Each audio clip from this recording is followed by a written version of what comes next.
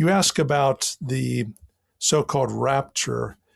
This comes from 1 Thessalonians 4, where Paul is writing what might be the earliest literature we have from the Christian movement. That is, the book of 1 Thessalonians might be the first. It's certainly very early in Paul's life. And some believers at Thessalonica were astonished and alarmed that members of their church had died before Christ returned. They thought Jesus would return, a matter of months, maybe a couple of years, but not decades or anything like that. Certainly not millennia, they never imagined. So Paul writes them and assures them that even if you have died, you will, as a believer, you will be included in the joy of the return of Christ. And the imagery that Paul uses is political imagery. He uses the imagery of parousia, which means simply an ordinary Greek word that means the arrival. And sometimes parousia is used in first century Greek world, simply to mean an ordinary arrival of a person.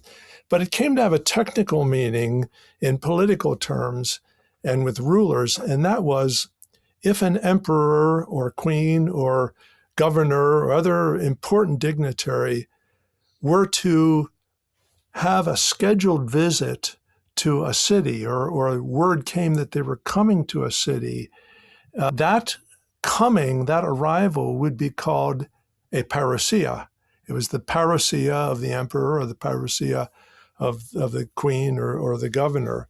And when that parousia happened, that arrival to a Greco-Roman city, the leading citizens of the town or the city would go out of the city, out beyond the gates, and greet the dignitary and escort them back into the city, where the visiting authority, the visiting ruler, would bring some benefit to the city, maybe going to build you new baths, or going to build a new road or city walls or something like that.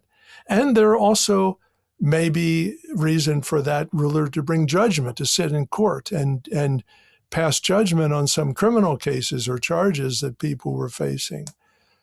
Paul uses that imagery to describe the return of Christ.